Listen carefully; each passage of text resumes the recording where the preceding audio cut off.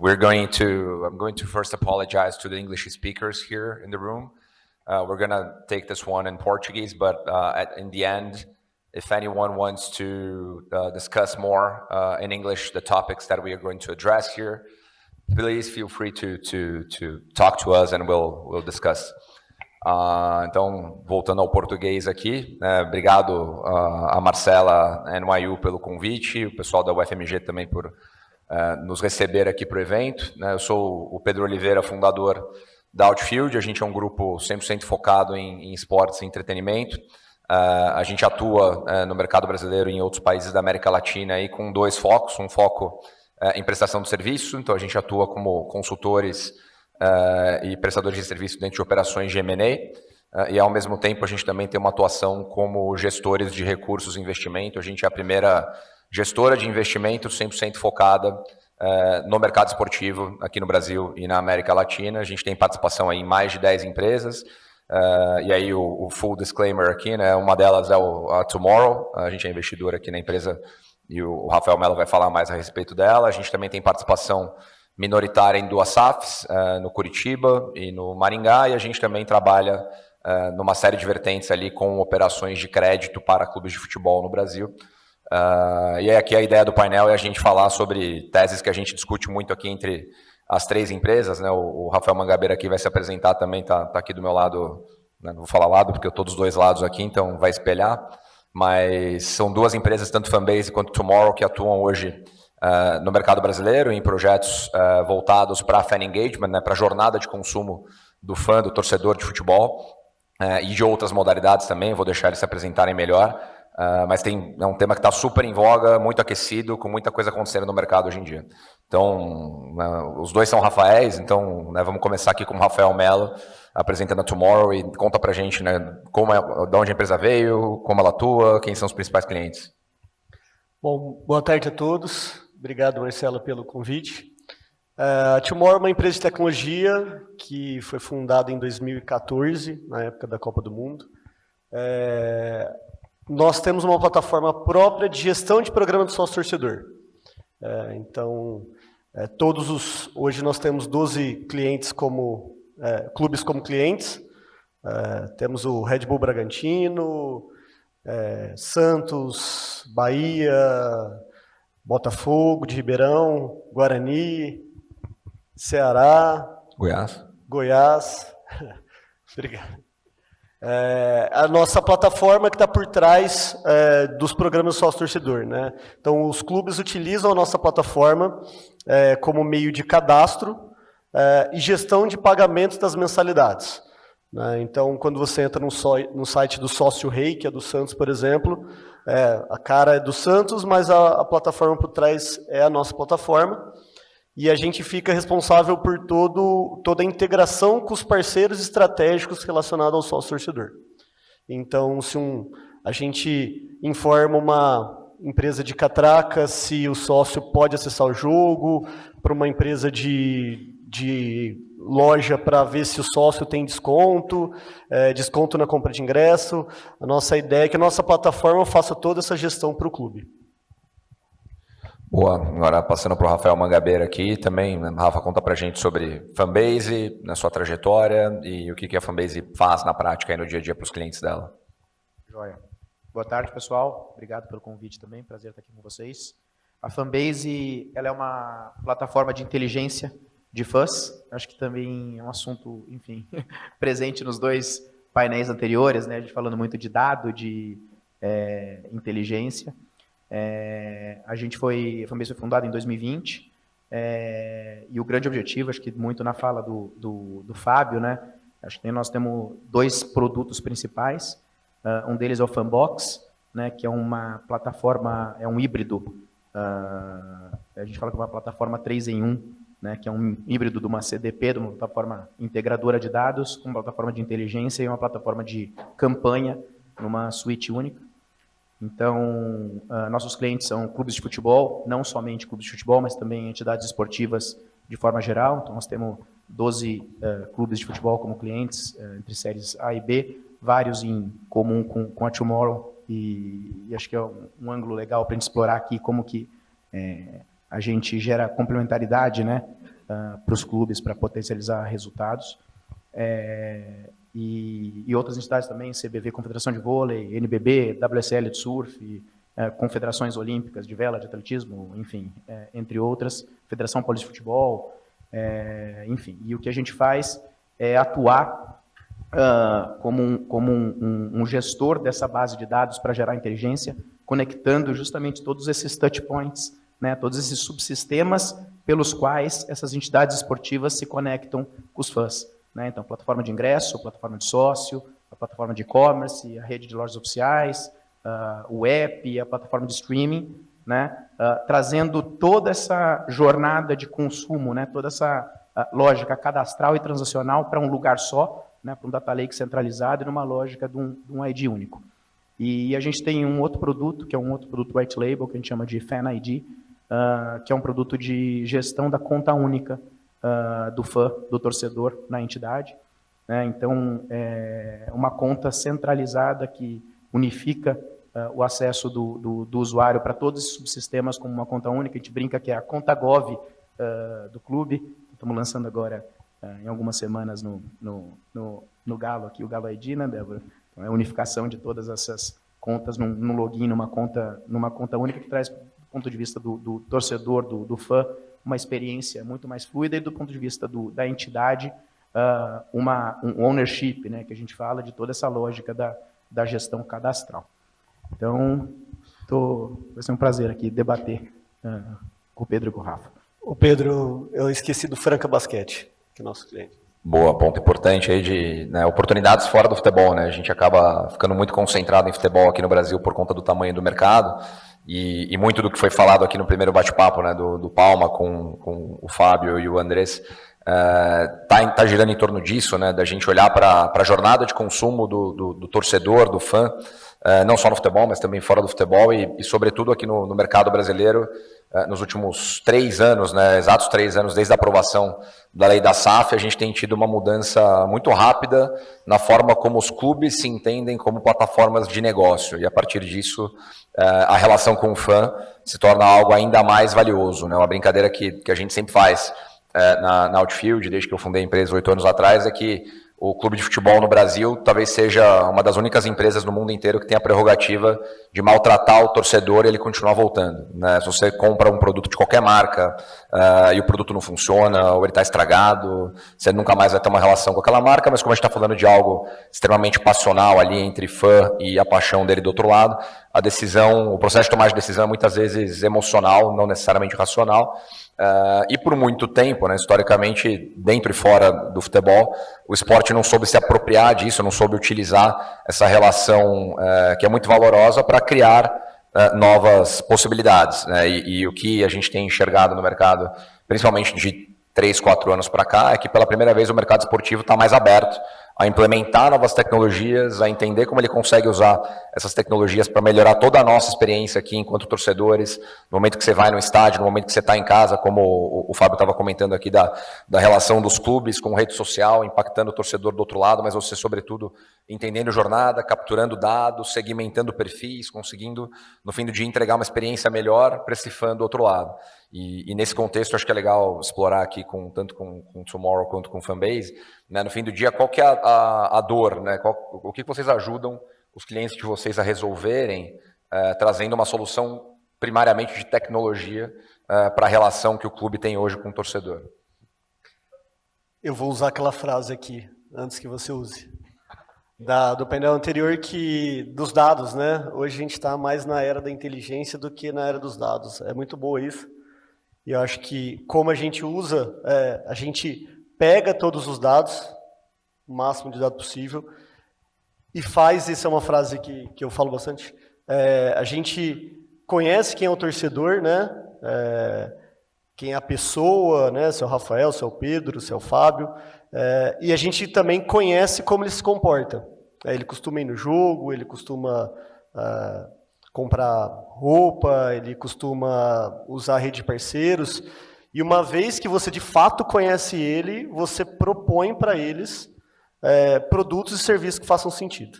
Né? Então, acho que não adianta, eu sempre comento do meu pai, eu sou de Ribeirão Preto, a gente vai no jogo do Botafogo lá, interior de São Paulo, e meu pai vai em todo jogo, mas ele não compra uma camiseta. Então não adianta a gente querer tentar vender uma camiseta para um cara que ele vai assinar o plano mais caro, mas ele não vai comprar uma camiseta. E tá tudo certo, né? Tá tudo certo, exatamente.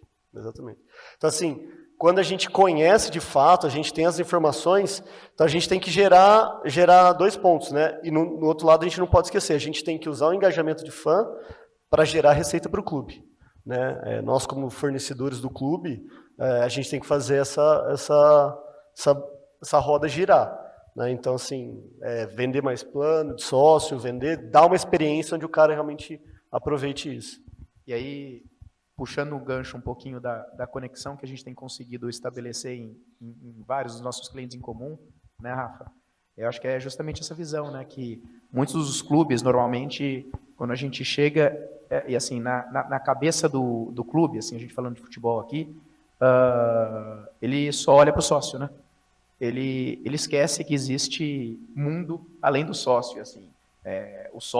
Na cabeça de muitos clubes, quando a gente fala, você tem base? Ah, não, tem a base. E assim, ele não consegue tirar a palavra sócio da boca para falar de torcedor, né? E a gente hoje, em diversos dos nossos clubes, assim, nós temos, a partir do momento que a gente integra todos esses subsistemas num data lake centralizado, muitas vezes você tem 30%, 35%, 40% no máximo dessa base de IDs, que a gente chama, que são sócios, né? E tá tudo certo, porque além do sócio tem muito consumo, e não necessariamente todo mundo tem que ser sócio, porque às vezes o cara, como o seu pai não quer comprar uma camisa, e não significa que ele não seja um torcedor, que ele não seja um consumidor, né? Então, assim, a gente começa a entender, cara, como que a gente vai oferecer produtos e serviços adequados para cada persona, né? Que é o que você falou. E aí você consegue ampliar funil, você consegue oferecer banana para quem quer banana, abacaxi para quem quer abacaxi, e ser muito mais assertivo nesse processo de conversão, inclusive, né? Com custo de aquisição mais baixo, né, Rafa? Eu acho que o fato de todo mundo, os clubes verem muito sócio-torcedor, porque talvez tenha sido o primeiro lugar onde organizou as informações. Né? Então você conseguiu organizar com o programa de sócio-torcedor lá. Isso veio mais forte, acho que a partir de 2014 ali, já tinha os programas, mas acho que foi o primeiro lugar que organizou. E agora a gente tem que realmente expandir, né? Ver além do sócio-torcedor. Sem esquecer o sócio. E acho que tem um ponto interessante, né? Tá trazendo aqui para o tema de Football Conference e os paralelos com o mercado americano, né? Muito do que a gente vê lá nos Estados Unidos. A partir do momento que vieram os programas de sócio-torcedor e o benefício central do programa de sócio-torcedor, ele hoje ainda está pautado no benefício voltado para o ingresso, seja ele prioridade na compra ou desconto na compra, você começa a ter quase que uma intersecção, né, entre a estratégia do clube para a bilheteria e a estratégia do clube para o sócio-torcedor, ao mesmo tempo que as duas linhas de receita estão crescendo. Né? A gente está num momento muito positivo para B2C aqui no Brasil, né? Se olhar os dados, 2023 foi o melhor ano, historicamente falando, aí, de média de público no Brasil, né? A gente chegou a 25 mil pessoas em média por jogo disputado no Brasil aqui, o que reflete uma melhoria na experiência, um torcedor mais engajado, os clubes entendem isso melhor, e pela primeira vez colocou o Brasil no top 5 de médias de público aí no mundo inteiro. Se a gente somar a linha de receita de bilheteria com a linha de receita de sócio, a gente está falando que 2023 versus 2022, isso aumentou em 50%, claro que tem um pequeno efeito vindo de pandemia e ainda, mas a gente está falando de, somando os 20 clubes de Série A e 20 clubes de Série B, aproximadamente de R$1,5 bilhão aí entre bilheteria e sócio. E aí, no fim do dia, acho que o tema legal de ouvir a opinião de vocês é como que a gente consegue alavancar as duas linhas, evitando que elas se cruzem, né? Tem clubes aí, o exemplo do Palmeiras é o mais notável, né? De que hoje tem 160 mil sócios torcedores para um estádio com capacidade máxima de 45 mil lugares. Então o Palmeiras já é um clube que não precisa nem abrir bilheteria, né? Ele já sai com os ingressos todos vendidos na largada. Mas ao mesmo tempo, você acaba privando alguns torcedores de não terem acesso ao evento. Então, na opinião de vocês, qual que é o ponto ótimo aí entre as duas coisas? É interessante, porque eu estava numa discussão com um cliente nosso essa semana, e é um cliente que tem uma característica muito especial, que ele tem a ocupação do estádio quase que de 90% de sócio, né? E assim, a bilheteria ela sempre foi totalmente negligenciada, porque, então assim, sempre teve essa política de ter o preço do ingresso lá em cima, né? Que era para ninguém comprar, para virar sócio. E aí... Que traz a recorrência, né? Para o clube aí... Exato, privilegiando a recorrência. Então, assim, na verdade, nunca se olhou para a receita de bilheteria, ela foi sempre ignorada. Mas aí a gente chegou à conclusão que você tem um problema de funil, né? Você chegou num ponto ali, num teto, que se você não tiver o ingresso como estratégia, você não tem uma estratégia de degustação para o cara que está fora desse sistema, para começar a experimentar. Porque assim, como que você vai pegar uma pessoa que não tem o hábito de ir ao estádio e de uma hora para outra já tem que convencer o cara a comprar um programa de sócio para pagar em 12 vezes para ir todos os jogos? Né? Não é assim que funciona, né? Quer dizer, o mundo não é assim. As pessoas, né? A gente precisa criar o hábito, precisa degustar. E o ingresso, ele é uma forma de degustação. Você começa, né? A pessoa vai num jogo, tem uma experiência boa, depois no mês seguinte vai em outra, tem outra, não sei o que. Peraí, esse cara foi em 3 jogos e em 3 meses, agora sim é o momento de pegar e falar, opa, peraí, você não quer fazer um plano de sócio e mostra a conta para ele que vale a pena? E nunca se entendeu, né, dessa forma. Então, assim, eu acho que o mais importante é o clube precisa ter essa visão integrada de que é um negócio só. E muitas vezes ele não tem, até pelo modelo de negócio que a gente tem no Brasil, de você acabar terceirizando muito essas operações. Em muitos dos clubes você tem negócios concorrentes, porque você tem uma empresa operando um sistema de venda de ingresso e uma outra empresa operando um sistema de sócio-torcedor, e às vezes o clube não percebe que as duas estão competindo entre si e destruindo valor para o próprio clube, que é o dono do torcedor. Então, assim, é muito importante, assim, a gente tem feito um trabalho de quase que de evangelização, de convencimento dos nossos clientes, que o clube tem que entender esse ecossistema de presença no estádio de uma forma integrada, né, para ter esse balanço correto do quanto que ele vai ter de recorrência, deixando um espaço no estádio que é importante para você trazer esses novos públicos para experimentar, para provar e até às vezes para ter uma margem de contribuição um pouquinho mais alta do que no produto da recorrência.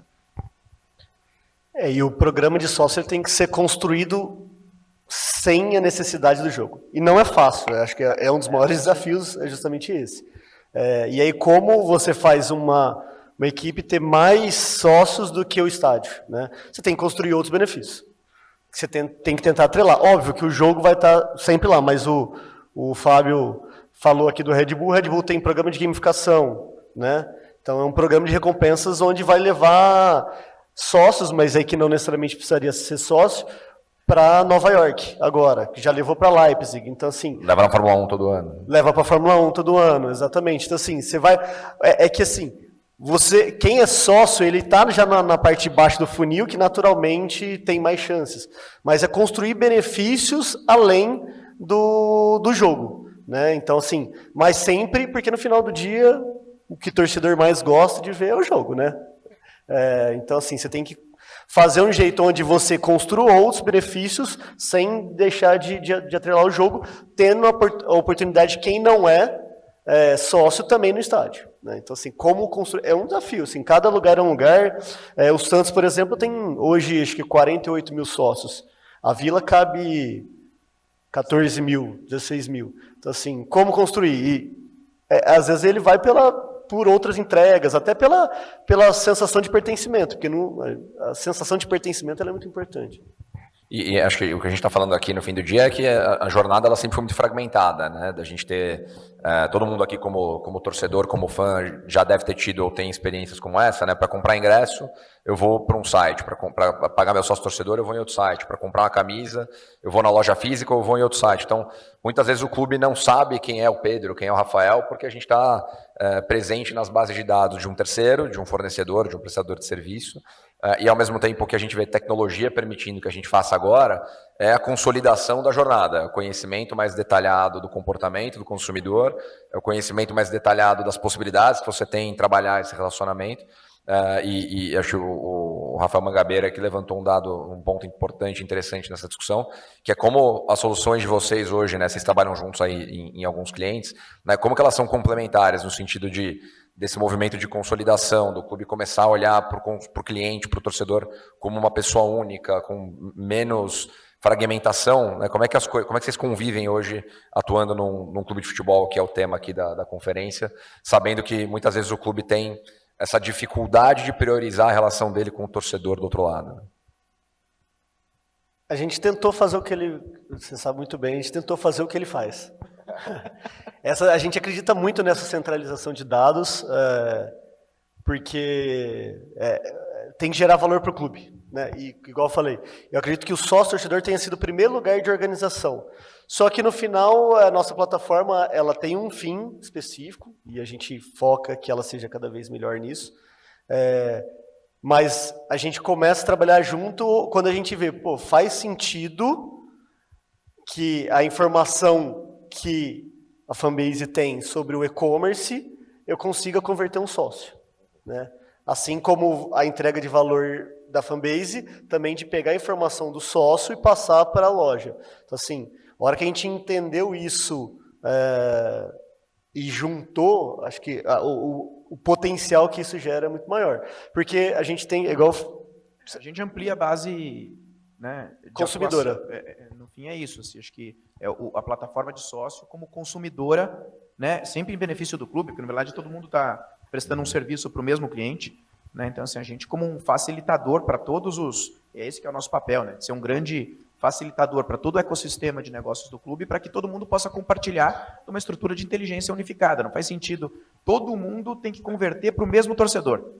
É o mesmo torcedor. É o Pedro que compra a camisa, que vira sócio, que compra ingresso, que consome uma assinatura de streaming. E o que a gente vê é todos esses diferentes stakeholders remando sozinho, né, e fazendo um esforço isolado para converter para o mesmo cara. Então, a gente, né, eu acho que a gente encurta esse caminho para todo mundo. Eu acho que no caso nesse nosso caso aqui, nós temos uma integração muito, do ponto de vista tecnológico, muito fluida, né?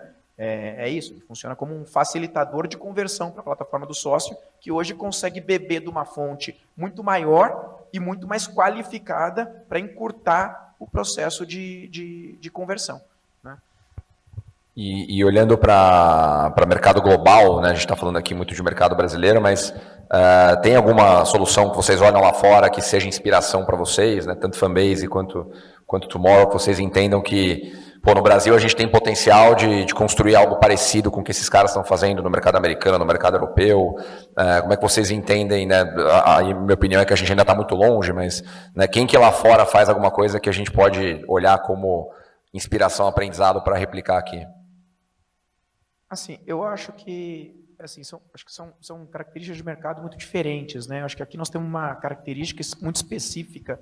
O próprio sócio é bem... acho que do produto do jeito e que do modelo ele de negócio, né? Quer dizer, então, por exemplo, o mercado americano, que é um mercado que você pega toda... Assim, Ticketmaster basicamente domina o mercado todo de todas as ligas, com contrato com as ligas, com a NFL, com a NBA, com MLS, etc. Né? Aí você tem a Fanatics dominando a vertical de merchandise. Então, assim, eu não sei, eu acho que... Agora, acho que são estruturas da cadeia de valor muito diferentes, né, lá fora e aqui no Brasil. Mas, assim, do ponto de vista de inteligência, eu acho que tem várias empresas lá fora que você tem To Circle, você tem Sports Alliance, você tem Core, você tem, enfim, acho que diversas empresas, especialmente nos Estados Unidos, que têm feito esse trabalho né, de unificação né, muito do que a gente faz, né, exclusivamente o que a gente faz, de forma bastante sofisticada. E acho que no papo anterior aqui a turma falou também bastante sobre a questão de conectividade, né? E a gente está falando muito aqui sobre a importância da jornada, separando entre jornada digital e jornada física. Né? Hoje a gente ainda tem o desafio de infraestrutura aqui no Brasil, principalmente por conta de conectividade em grandes arenas. Como é que isso hoje... isso é um empecilho, né? Como é que isso é um desafio, é uma oportunidade? Como é que vocês enxergam essa questão de conectividade? Muitas vezes você vai num grande evento, não só no futebol, mas em shows, casas de espetáculo. Você tem dificuldade de se conectar na internet? Isso te impede, às vezes, de comprar alguma coisa, de demorar na fila? Então, para vocês, quão longe a gente está de resolver esse problema e quanto isso atrapalha a jornada de vocês? Aí? É ruim, né? Toda vez que você tá um jogo muito grande, todo mundo já sofreu com esse problema. Mas eu acho que é um problema que já está monitorado, todo mundo sabe, agora tem que ter soluções, e já tem, até o Fábio falou antes. Já tem essas soluções, precisa ser aplicado. De fato, como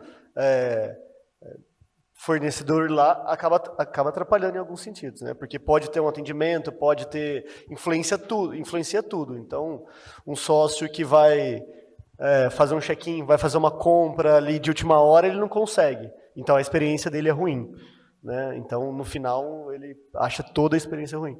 Mas eu, assim, de tudo que tem vindo, né? Eu até falo que eu sou bem otimista, né? Se a gente pega tudo que dos últimos 10 anos que eu tô, o Rafa tá um pouquinho mais, teve uma evolução gigantesca, assim, até falei isso esses dias para trás. Então, um evento falando sobre isso há 10 anos atrás era muito difícil. Então, a solução está aí, basta a gente plugar ela no futebol. E trazer, na verdade não no futebol, né, em algum, igual tem na Bombonera, trazer para o Brasil. Não, eu acho que a conectividade ela potencializa todo esse trabalho. É inegável que, né, num estádio totalmente conectado, a tua capacidade de agregar mais dados, de capturar mais informação do torcedor. Não lembro quem que falou, acho que foi o Fábio, da questão do Wi-Fi. Fábio, a outra palestra era Fábio, agora é Rafael, né? Mas da questão do Wi-Fi, assim, então, é claro que potencializa. Mas, assim, eu acho que a gente fica muito na cabeça com a questão dos mega eventos que tem.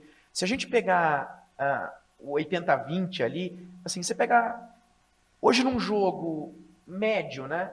Vamos tirar os super clubes, né? Que tem em média ali de 50, 40 mil pessoas, mas assim, nos jogos em qualquer lugar, assim, um jogo de 20 mil pessoas, 25, 15, assim, você consegue trabalhar bem com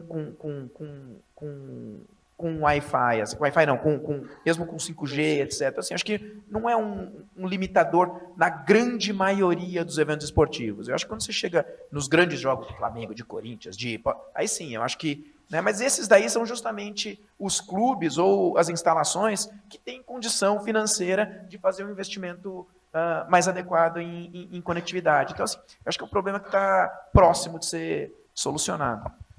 E a gente está falando aqui, né, de captura de dados, segmentação, né, consolidação de base de dados, conhecimento do comportamento do torcedor, e o Rafa Mello até usou a frase do painel anterior aí, né, de estamos entrando na era da inteligência, não necessariamente mais na era de só analisar os dados, mas atuar em cima dos dados. E um ponto que historicamente o mercado brasileiro, sobretudo do futebol, né, sempre pecou muito foi na relação dele com o mercado anunciante, né, de ter dificuldade em captar grandes patrocínios, né? A gente tem historicamente até as ondas que inflacionam um pouco os patrocínios no futebol. Agora a gente está vivendo a onda das empresas de aposta, né, que a gente vê lá fora que não necessariamente é tão sustentável, porque o regulatório pode influenciar nisso em algum momento. Agora na Inglaterra tem já o banimento, né, do patrocínio de empresas de aposta nas camisas dos clubes, o que obviamente impacta quanto é investido nesse tipo de patrocínio. Então, na opinião de vocês, quanto o trabalho que vocês fazem no dia a dia de organização de dados, de conhecimento sobre o perfil, comportamento do consumidor e do torcedor, ajuda o clube de futebol a vender melhor, né? A conseguir rentabilizar melhor as propriedades comerciais dele de forma ampla? Vou começar até falando que lá atrás a gente começou vendendo patrocínio. A Tomorrow ela começa vendendo patrocínio. Hã? Eu também. E uma das coisas, na hora que começa o sócio torcedor, a gente fala, putz, isso vai ser ótimo para a gente ter informação, para a gente não vender informação, obviamente, né? Nem falava sobre LGPD também, mas vender o perfil do torcedor. A gente falou, nossa, vai ser a plataforma que vai ajudar a gente a conhecer. Então, assim, faz muito sentido, faz muito sentido. A gente já teve várias reuniões onde, preciso saber tal informação para apresentar para um possível patrocinador. Eu acho que, assim, é o caminho ideal até para você... E ter entrega, né? Então, além de conhecer o torcedor, e você mostra isso para o patrocinador, faz sentido, porque o perfil é igual ao perfil dos clientes da sua empresa, mas também como um canal de comunicação, né? Ele vira o canal de comunicação. E não só o canal camisa, né? Outros canais... Por exemplo, vou dar um outro exemplo aqui do Red Bull, o Mr. Jack, que vai fazer parte, que é o patrocinador do Red Bull, da ação que vai levar os sócios para Nova York. Então, assim, então, como é integrado, né? Como essa visão é importante. Sim. A Fanbase nasceu por causa disso também. Curiosamente, né? Eu trabalhei muito tempo no Corinthians, E em 2016, nossa, 17, estava uma negociação de patrocínio com um grande banco, era uma negociação enorme, e aquilo, né? Você tem lá no teu deck de patrocínio 30 milhões de torcedores, aquela coisa maravilhosa, né? E a conversa vai, bom, ok, então, né, vamos caminhar, não sei o que. Ele falou, bom, onde estão esses 30 milhões de torcedores? Quanto você tem na tua base de dados? Eu aqui como Corinthians, né? Aí você olha para dentro, o que você tinha? 0. Peraí, como que você vai explicar para o cara, que é diretor do banco? Não, tenho 0, porque assim, essa aqui é a base de ingresso, puta, eu tenho que pedir lá para o fulano. Essa aqui é a base do sócio, eu tenho que pedir para o ciclano. Isso aqui é a base de compradores da rede de lojas lá do Poderoso, tinha 200 e tantas lojas, puta, cara, que você vende nada, né? O sistema tudo desintegrado, assim, não tinha nada, né? E assim, a visão da Fanbase nasceu lá, enfim, nessa época, 2016, 2017, mas muito voltado para atender uma demanda que já começava a aparecer dos diretores de marketing mais sofisticados, né, isso quase 10 anos atrás, de que o cara não queria só exposição de marca, ele não queria só awareness, ele queria começar, como que eu consigo, de fato, me conectar com a base de fãs dessa entidade esportiva e me aproximar e gerar valor e fazer negócio e etc. Né? O que é absolutamente impossível se você não tiver dado e agora inteligência. Então, assim, é uma proposta de valor muito forte da nossa plataforma, eu diria que tão importante quanto do B2C, essa proposta de valor do B2B. Todos os projetos que a gente começa, a gente lança um grande censo da torcida, acabou virando um produto meio que, né, já fiz aqui tem vários clientes aqui do censo aqui nessa plateia, mas assim, vou falar da Débora, assim, do Atlético Mineiro, que é um caso absolutamente incrível, que nós soltamos o censo da massa no início do projeto, né, Débora, sei lá, o ano passado, e assim, pensa, gente, um censo de 70 perguntas, demora mais de 10 minutos para a pessoa responder, e mais de 70 mil pessoas terminaram o censo da massa. Aqui deve ter alguns que não, já com certeza aqui tem, vou apertar o botão aqui, tem uma, aí, ó, levanta a mão quem fez o censo da massa aqui, ó. Enfim, então assim, você imagina que quem fez sabe, assim, é um censo que você pergunta tudo, assim, qual que é a marca do próximo carro que ele quer ter, por que ele compra produto oficial, toda a relação dele com o clube, perfil digital, perfil de consumo, então assim, quem mais além do esporte, né, Rafa, desculpa, imagina que a gente vai responder uma pesquisa da Vivo, ou do teu banco, de 70 perguntas, de 12 minutos, sem ganhar nada. Então, assim, é um grande ativo que nós temos como assim, nós aqui do mercado de esporte, né, que é essa questão da paixão, e aí todo mundo fala, mas isso daí vai ser feito, né, e você vai encher o torcedor de propaganda, é o contrário, né, é para eu poder não encher o torcedor de propaganda de algo que não interessa para ele, né? Então, assim, acho que a questão toda é isso, quanto mais informação você tem, mais personalização você gera, né, menos incômodo você gera para o torcedor e mais valor você gera para o usuário também. E dentro desse contexto, a gente está falando, né, muito de futebol aqui, vocês enxergam o mesmo tamanho de oportunidade para outras modalidades também, né? Acho que a gente tem essa relação, né, de fã com várias outras modalidades, né? Na Tomorrow tem o Franca Basquete aí como cliente, que é um caso super bacana, a Fanbase tem WSL, NBB, CBV, entre outros. Você acha que no mercado brasileiro a gente acaba falando muito do futebol, mas abaixo do futebol a gente tem a oportunidade de trabalhar cauda longa aí com outras modalidades também? Tem muita, eu acho que tem muita. Assim, muita gente não acredita, mas assim, hoje o nosso cliente com a maior base, mais do que qualquer clube, nós temos clubes de futebol grandes na nossa carteira, mas nosso cliente com a maior base hoje é a CBV, mais do que qualquer clube de futebol. E assim, no caso, vôlei, né? De vôlei, a Federação Brasileira de Vôlei. E o que acontece é que aí, no basquete, no vôlei, ainda tem muito essa questão do fã, mas quando a gente começa a ir para outras entidades, o fã ele vai virando praticante. Então muda um pouco o approach, mas ele passa, mas é muito legal isso, né? Acho que é muito interessante. Então, por exemplo, a Confederação de Vela, que é nosso cliente, não existe fã de vela, existe praticante de vela. Então, a proposta de valor ela muda um pouquinho, mas ela é igualmente importante, especialmente quando a gente fala na proposta de valor para o. Porque tem recorrência, o cara paga a mensalidade, né? Então... Exatamente. E esse fã, ele é mais do que um fã, né? Ele é um fã usuário, né? De equipamento, de produto específico, enfim, de vestuário, de seja lá do que for. Então, assim, é um ângulo um pouquinho diferente, mas é um ângulo super interessante também. As corridas têm muito isso, né? Corrida, exatamente. Corrida é... Mas nós, a gente acabou não indo muito para outros esportes, porque o nosso principal entrega ali é o acesso a jogo, né? Então, igual a gente tem que desvincular, mas é a principal entrega. E esportes como o vôlei não tem a cobrança de ingresso, né? Então, a gente começou a experiência com o Franco. O Franco já é cliente nosso há um bom tempo, assim, acho que uns 8 anos. E é bem assíduo, assim, é muito grande, tem oportunidade. Acho que no sócio ainda precisa de um caminho maior.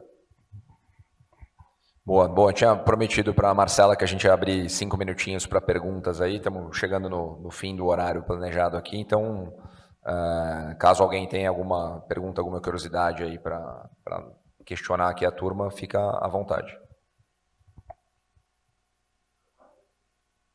Eu levo aí.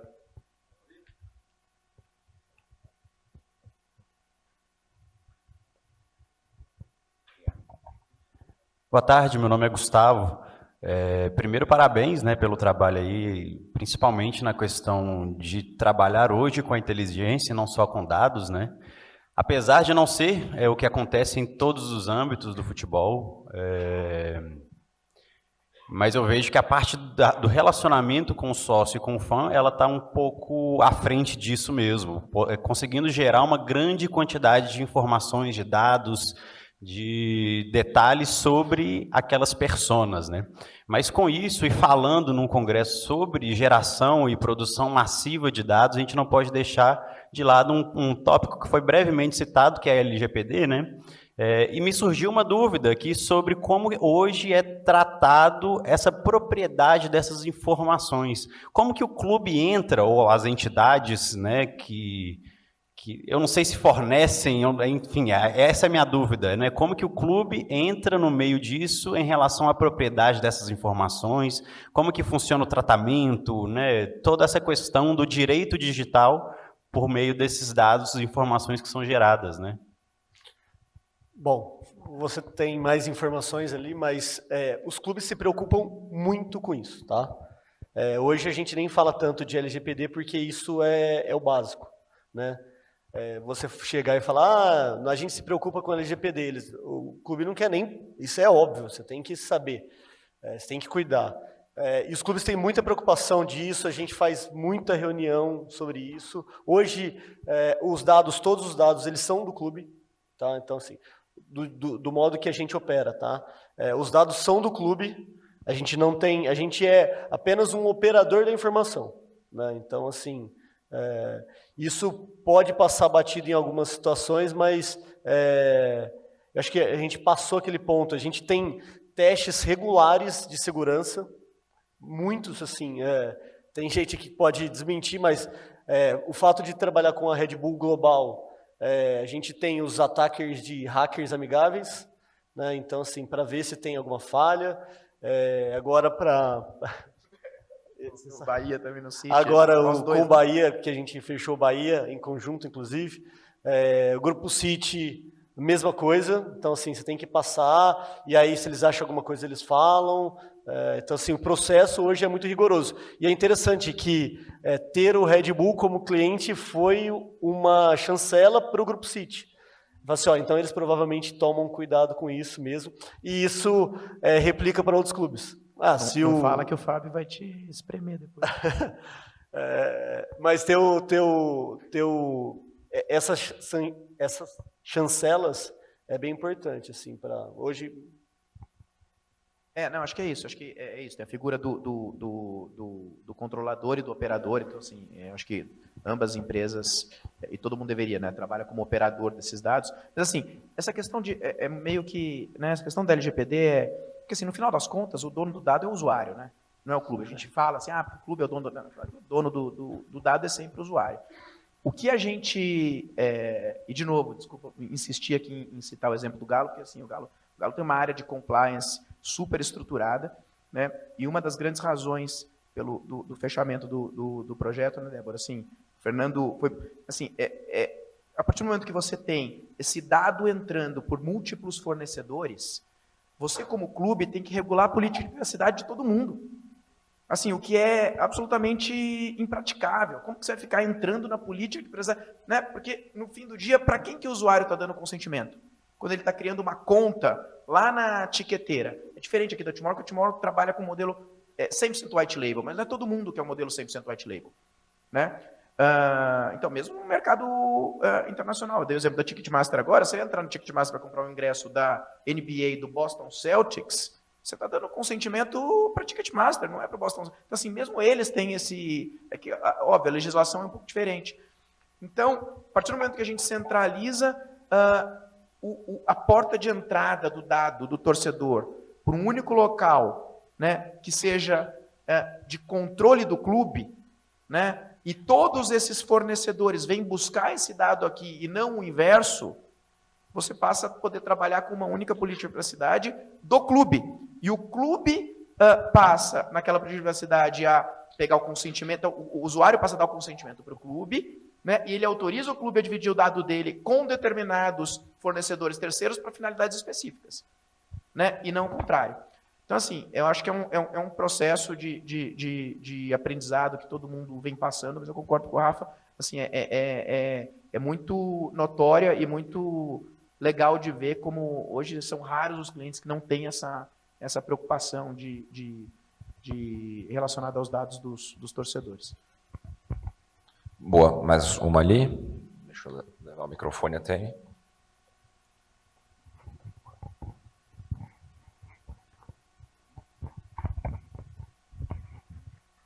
Eu queria saber como é a relação de vocês com os clubes para incentivar, não só tentar novos torcedores que já não são sócios e fazer com que sócios que por algum motivo não podem ir no estádio todo jogo consigam ter benefícios e continuem sendo sócios, porque vou dar um exemplo meu e do meu irmão. A gente mora nos Estados Unidos, eu sou sócio Avante, mas eu vou em pouco jogo porque eu só vou quando eu vou estar aqui. E o meu irmão é sócio do São Paulo e também vai em pouco, vai, sei lá, 2, 3 jogos por ano. E os clubes meio que parecem que só priorizam quem é sócio e quem, tipo, não tem nenhum benefício para eu ser sócio. Eu só sou porque, como o Pedro falou, o futebol é meio que o único lugar que você pode ser maltratado e continua ainda, né? E os clubes meio que, principalmente no Palmeiras, eu vejo muito gente do clube até falando, se você não é sócio, você não é torcedor de verdade. Como que isso... É um absurdo, né? É um absurdo. Você vê o seu treinador, eu falo assim, você não é sócio, você não é torcedor de verdade. Porque o cara que não é sócio, não tem condição, ele vai se sentir, ele vai parar, ele fala, eu não vou no jogo mais porque, né, o cara tá me ofendendo. Como vocês, tipo, dialogam com os clubes e meio que fazem como fazer com que eles entendam a importância de vender bem e de tratar bem o torcedor? Bom, eu vou falar que eu quero todo mundo sócio. Não vou falar que não. Eu acho que assim, na verdade, o nosso trabalho com o clube, muitas vezes, é de falar experiências que a gente tem com outro cliente nosso. Eu acho que quando eles contratam... nos contrata é muito de, obviamente, a plataforma, a tecnologia, mas também é a inteligência, né? Então, assim, como é que faz o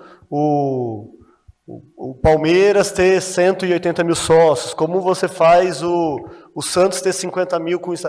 Então, assim, o que foi construído em torno disso para que ele tenha chegado a esse número? O trabalho é muito mostrar as melhores práticas no final do dia, acho que assim. E óbvio, a gente só vai falar, quem toma a decisão sempre é o clube, né? O gestor do sócio, o gestor de marketing. O nosso trabalho ali como fornecedor é mostrar as melhores, as boas práticas, né? Então, sem dúvida é um caminho que a gente vai. Acho que acabou o tempo aqui, rapidinho aqui, só porque acho que eu já falei, né? Acho que esse é um trabalho que a gente faz o tempo todo de mostrar né, para os gestores dos clubes que existe mundo além do sócio, né, que é uma questão extrema. Porque hoje a gente consegue provar para A mais B que tem um percentual relevante da base de torcedores que consome muito mais do que muitos sócios. Então tem muita gente que não é sócia e que o cara, hoje a gente tem o LTV do torcedor. Então assim, tem muita gente que não é sócia que gasta muito mais do que uma grande parte dos sócios que paga aquele plano de R$ 9,90. E esse cara, na grande maioria dos clubes, hoje está marginalizado nos programas de recompensa, né, o que é um erro, né, deve estar... Então, assim, mas eu acho que é um trabalho que, aos poucos, a partir do momento que o clube começa a entender essa jornada de consumo completa, entender, né, isso, o LTV do fã, eu acho que os programas tendem a extrapolar o conceito só do sócio e abranger mais o conceito do torcedor. Mas, assim, como eu falei, hoje às vezes é difícil de você tirar, assim, tem muita gente que acha que o torcedor é o sócio, assim, acho que esse é um paradigma que é o que você falou, que a gente tem que quebrar. No fim, só para amarrar aqui, acho que tudo que a gente falou aqui nesses últimos 45 minutos é que os clubes têm acesso a um grande funil de conversão que, naturalmente, outras empresas, outros mercados não têm. E não existe uma bala de prata, né? Não é one size fits all, não é uma solução única para todo mundo. E o que tanto Tomorrow quanto Fanbase entregam hoje, e a gente atua junto com eles aí, alguns clientes em comum também, é a inteligência para que você consiga segmentar e encontrar cada consumidor dentro da sua jornada da maneira correta, né? E a gente está, felizmente, com tecnologia agora, uma mudança de mentalidade dentro dos clubes de futebol aqui no Brasil e no mundo todo, isso está acontecendo, né? A gente tem conseguido avançar e melhorar cada vez mais a experiência e os números mostram aí, né? Média de público aumentando, o número de sócios ativos aumentando. Então, a gente é muito otimista aqui que esse tipo de situação vai melhorar, a gente olhando para frente aí, a gente vai estar no mercado muito melhor no futuro próximo.